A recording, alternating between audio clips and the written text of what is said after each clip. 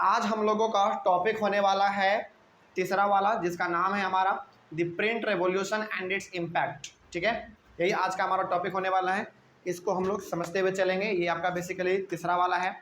इसके अंदर भी आपको, जैसा कि हमने आपको बार बार कहा है कि आपको मेरे द्वारा बनाया गया सब टॉपिक भी मिल सकता है, तो छोटा मोटा टॉपिक भी आपको मिलता चलेगा, उसको भी हम लोग ध्यान में रखते हुए चलेंगे और समझते हुए चलेंगे। देखिए, पहले हेडिंग को समझिए, क्या लिखा हुआ है। लिखा हुआ है the print revolution and its impact. Print revolution का मतलब क्या हुआ? अच्छा, पिछले वाले क्लास तक हम लोगों ने क्या देखा कि पूरी तरीके से गुटेनबर्ग ने जो प्रिंटिंग प्रेस डिजाइन किया था वो पूरे यूरोप में फैल चुका था, है ना।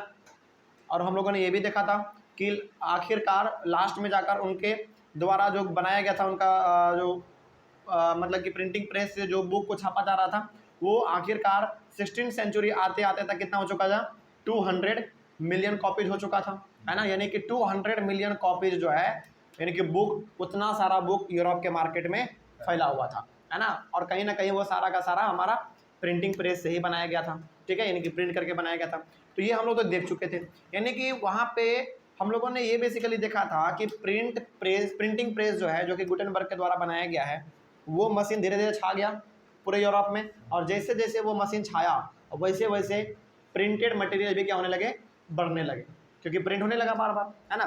तो आज का हमारा टॉपिक होगा प्रिंट रेवोल्यूशन। प्रिंट रेवोल्यूशन का मतलब क्या होता है? रेवोल्यूशन का मतलब तो होता है क्रांति, है ना। एक ऐसा दौर जहाँ पे कि हम लोग क्रांति करते हैं किसी भी चीज़ को लेकर, आंदोलन करना, प्रोटेस्ट करना या फिर अपने बातों को उठाना, वो हो गया हमारा रेवोल्यूशन, है ना। यानी कि छोटे मोटे बदलाव के लिए हम लोग रेवोल्यूशन को करते हैं। लेकिन प्रिंट रेवोल्यूशन का मतलब क्या हुआ? मतलब कि किसका दौर, किसका आप कह सकते हैं कि क्रांति? प्रिंट का क्रांति, यानी कि प्रिंटेड मटेरियल का। अब हर चीज़ क्या होगा? मशीन के द्वारा छापा गया होगा। उसी क्रांति के बारे में हम लोग बात करेंगे एंड इट्स इम्पैक्ट, और उसका परिणाम क्या निकला, उसका रिजल्ट क्या आया, है ना। ये भी हम लोग इसमें जानेंगे। चलिए, तो हमारा सब टॉपिक इसमें बटा हुआ है। पहला है the advantages of printing press. Printing press का क्या एडवांटेज था, है ना। चलिए जानते हैं इसके बारे में।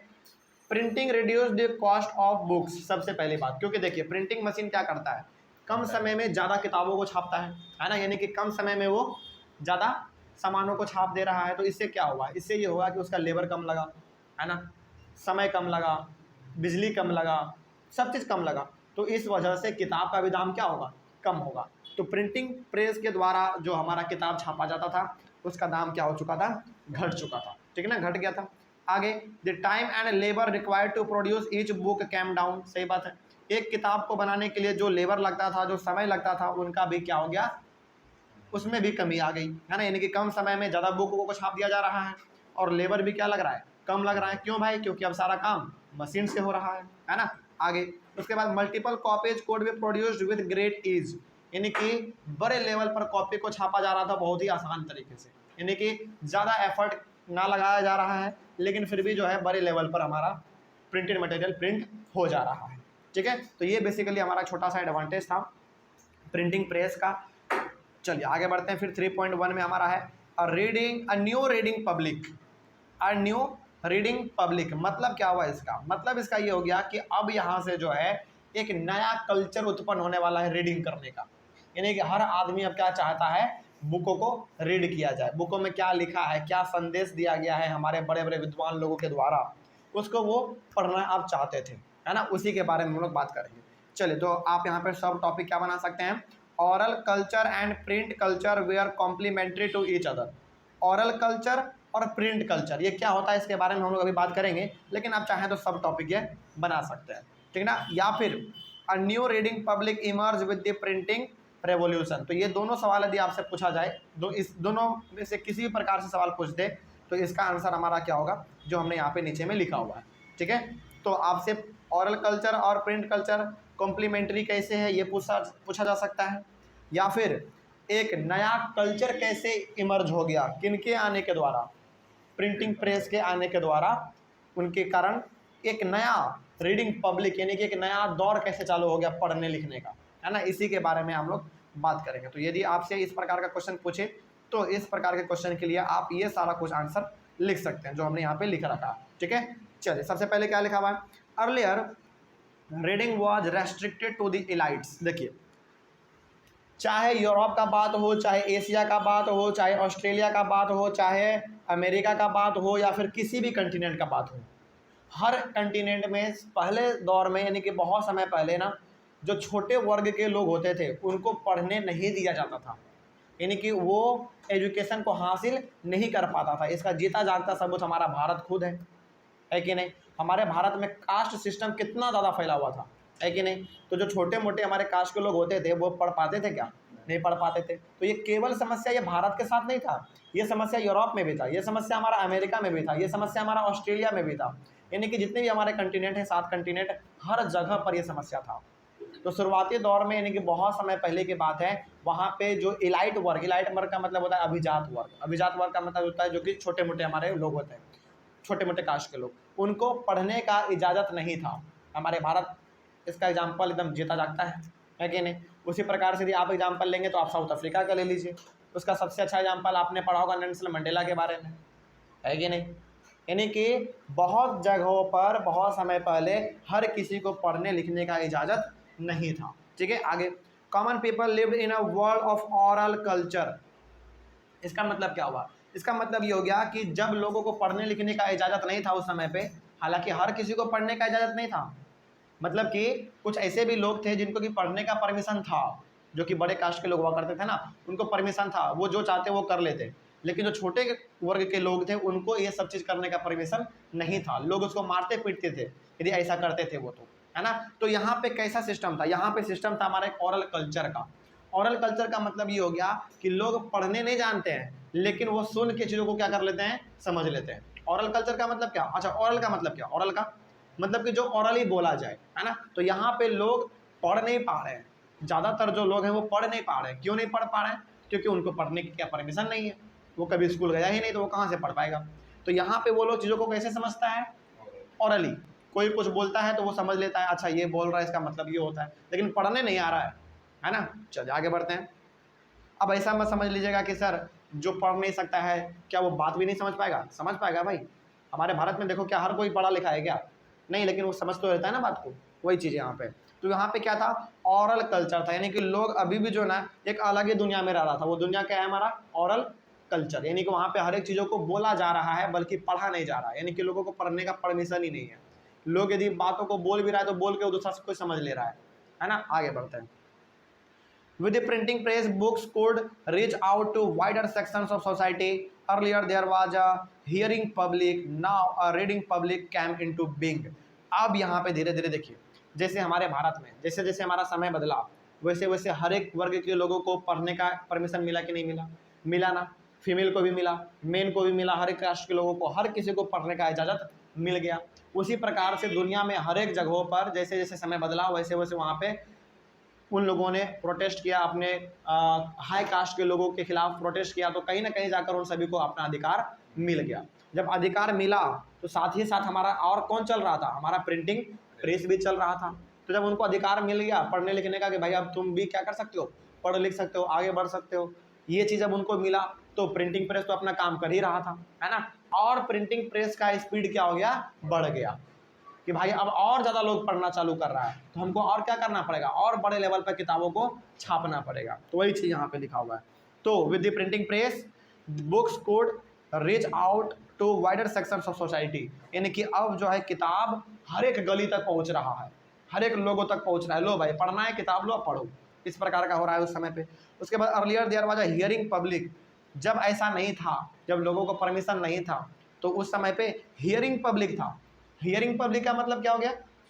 यानी केवल वो लोग सुन के अपना काम चला लेते थे। लेकिन अब क्या हो गया? Now a reading public came into being, मतलब कि अब लोग क्या कर रहे हैं? केवल सुन नहीं रहे हैं, वो अपने से चीज़ों को पढ़ भी पा रहा है, समझ भी पा रहा है कि नहीं। जैसे होता क्या था ना पहले कि जो पढ़े लिखे नहीं है आदमी, उनको कोई भी आया कुछ भी बोल के चला गया, वो समझ लेता था कि अच्छा ऐसा हो सकता है किताब में लिखा हो, लेकिन वो छानबीन तो नहीं कर पाएगा क्योंकि वो पढ़ा लिखा नहीं है। लेकिन अब जो है लोग क्या हो रहा है? जागरूक हो रहा है, लोग अपना खुद भी पढ़ना चाह रहा है, क्योंकि इन्होंने लड़ झड़ के अपना राइट ले लिया। और जब राइट लिया तो इनके पास किताब भी इजीली अवेलेबल हो गया, क्योंकि प्रिंटिंग प्रेस है भाई, है कि नहीं। आगे, publishers had to keep in mind the wider reach of the printed books even those who did not read। अब देखो, जो पब्लिशर होते थे, जो किताबों को पब्लिश करते थे, जो मार्केट में बेचते थे किताबों को, यानी कि जहाँ पे किताब को छापा जा रहा है, वहाँ पे इस बात का खास करके ध्यान रखा जा रहा था कि जो आदमी पढ़ अभी नहीं सकता है ना, वो यदि पिक्चर को केवल देख ले तो वो आधा चीज़ों को समझ जाए। जैसे एग्जाम्पल के तौर पे हमेशा ऐसा कहा जाता है कि लाख सेंटेंस के बदले यदि एक मात्र पिक्चर बना दिया जाए तो वो लाख सेंटेंस का काम अकेला कर देता है। यानी कि पिक्चर के द्वारा चीज़ों को जो समझाया जाए और जो टेक्स्ट के द्वारा समझाया जाए, दोनों में धरती आसमान का फर्क है कि नहीं?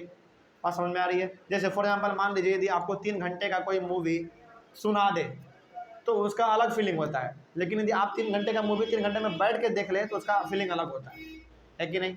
चलो वही चीज़ है यहाँ पे। तो जो बुक को पब्लिश करते थे ना, वो इस बात का ध्यान रखते थे कि जो आदमी अभी भी नहीं पढ़ सकता है वो केवल यदि किताबों को देखे ना तो किताब को देख कर ही वो क्या कर ले, चीज़ों को समझ जाए। इस प्रकार का होता था, यानी कि पिक्चर का उसमें संख्या क्या होता था, ज़्यादा होता था, ताकि लोग नहीं भी पढ़ पाए तो केवल पिक्चर को देख लेना तो वो आधा कहानी को वैसे समझ जाए, है ना? ऐसा भी होता था। उसके बाद printers began publishing popular ballads and folk tales, and such book would be illustrated with pictures। अब देखिए यहाँ पे बैलेड्स क्या होता है। बैलेड्स का मतलब मालूम है क्या होता है? गीत गाथा, मतलब कि जो थोड़ा सा गीत उत वाला किताब होता है ना, कहानी हो गया, सॉरी कहानी में उसमें अच्छा अच्छा कविता हो गया, अच्छा अच्छा गीत हो गया, शादी पे हो गया, बर्थडे पे हो गया, सालगिरह पे हो गया, जो गीत होता है हमारा बेसिकली वही हो गया हमारा, तो बैलेड हो गया। उसके बाद फिर हमारा फॉक टेल्स। फॉक टेल्स का मतलब क्या होता है मालूम है?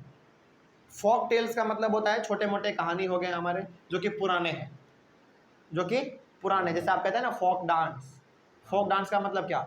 ऐसा डांस जो कि बहुत ही पुराना है, जो कि आज भी चलता आ रहा है। जैसे भरतनाट्यम है, कथकली है, ये सब क्या है? हमारा फोक डांस है, यानी कि बहुत समय से चलता आ रहा है और आज भी वो चल रहा है ना? तो अच्छे अच्छे गीत हो गए, अच्छे अच्छे कहानी हो गए, फिर से गीत हो गया हमारा, है ना? अच्छे अच्छे चीज़ों के बारे में यहाँ पे प्रिंटर्स लोग अपने बुक में छापते थे।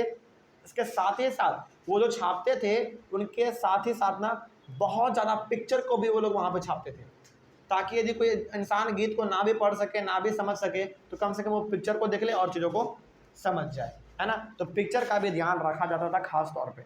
आगे, these were sung and recited at gatherings in villages and in taverns in towns। तो जो लोग उन किताबों को नहीं पढ़ पाता था, उन किताबों को जो नहीं पढ़ पाता था, कोई एक ऐसा आदमी आता था जो कि पढ़ा लिखा है, जो कि उस किताब को क्या करता था, पढ़ता था, और बाकी सारे लोग क्या करते थे, बैठ के सुनते थे उसको। यानी कि एक आदमी मात्र पढ़ा लिखा है, सपोज कीजिए कि एक गांव है, उसमें क्या है, मात्र एक आदमी पढ़ा है जो कि किताबों को क्या कर सकता है, पढ़ सकता है। तो वो बीच में जाता था, सब कोई चुपचाप बैठता था और वो पढ़ पढ़ के लोगों को बताता था और समझाता था। तो लेकिन कहाँ कहाँ पर भाई? Gathering in village. गांव में एक ऐसा जगह जरूर होता है जहाँ पे कि गांव के हर एक लोग आपस में क्या होते हैं, मिल के बातचीत करते हैं किसी भी इशू को लेकर, है ना? और टेवरन्स क्या होता है मालूम है? देखिए यहाँ पे हमने मीनिंग भी लिख रखा है टेवरन्स का। Places where people gather to drink alcohol, to be served food and to meet friends and exchange news. मतलब कि टेवरन्स इस प्रकार का एक जगह होता है जहाँ पे कि लोग बेसिकली शराब पीने के लिए इकट्ठा होते हैं, या फिर खाना खाने के लिए इकट्ठा होते हैं, या फिर अपने दोस्तों से मिलने के लिए इकट्ठा होते हैं, या फिर वो लोग अपने न्यूज़ को एक्सचेंज करने के लिए, यानी कि उनके पास कुछ अच्छा सा आइडिया है तो वो दूसरे को बताएगा, दूसरे के पास कुछ आइडिया है तो वो किसी और दूसरे को बताएगा। यानी कि बेसिकली आप कह लीजिए एक ऐसा प्लेस जहाँ पे कि कॉमन इंसान भी आकर क्या कर सकता है, अपना बातचीत गप्पे सप्पे कर सकता है। तो वहाँ पे भी सारे लोग इकट्ठा होते थे और वहाँ पे जो एक इंसान पढ़ा लिखा होता था वो जाता था और हर एक चीज़ों को वो बुक में जो लिखा है पढ़ के लोगों को सुनाता था। ठीक है, तो ये चीज़ था। तो क्या अब आप यहाँ पे कह सकते हैं कि एक रीडिंग कल्चर का यहाँ पे उत्पत्ति हो रहा था? बिल्कुल हो रहा था। यानी कि पहले क्या था, हियरिंग पब्लिक था, यानी कि पहले हियरिंग कल्चर था, या फिर आप उसको ऑरल कल्चर कह लीजिए, है ना? लेकिन अब क्या हो रहा है, रीडिंग कल्चर यानी कि रीडिंग पब्लिक अब इस्टेब्लिश हो रहा है, यानी कि लोग अब क्या कर रहे हैं, अपने आप से भी वो पढ़ना चाहते हैं। ठीक ना, ये भी चीज़ था। कोई डाउट इसमें ज़्यादा समझने में? लेकिन अब फिर भी जो इंसान अभी भी नहीं पढ़ सकता है उसके लिए भी विशेष ध्यान रखा गया था। कोई दिक्कत नहीं है भाई, आप नहीं पढ़ सकते हैं, कोई दिक्कत वाली बात नहीं है। हम क्या करेंगे, आपके लिए बुक में ज़्यादा पिक्चरों का संख्या बढ़ा देंगे ताकि आप पिक्चर को ही देख लीजिए और चीज़ों को समझ जाइए। ठीक है, आगे बढ़ते हैं। तो ये हो गया हमारा। अगले वाले क्लास में हमारा एक नया टॉपिक होगा जिसका नाम है religious debates and the fear of print. ठीक है, ये बड़ा ही इंपॉर्टेंट है, इसमें बड़ा मज़ेदार चीज़ है ना? इसमें आपको समझने को बहुत कुछ मिलेगा। इसमें यहाँ तक में कोई डाउट है ना? चलिए, तो अगले वाले क्लास में हम लोग इस पॉइंट को डिस्कस करेंगे। मिलते हैं अगले वाले क्लास में। Thank you very much.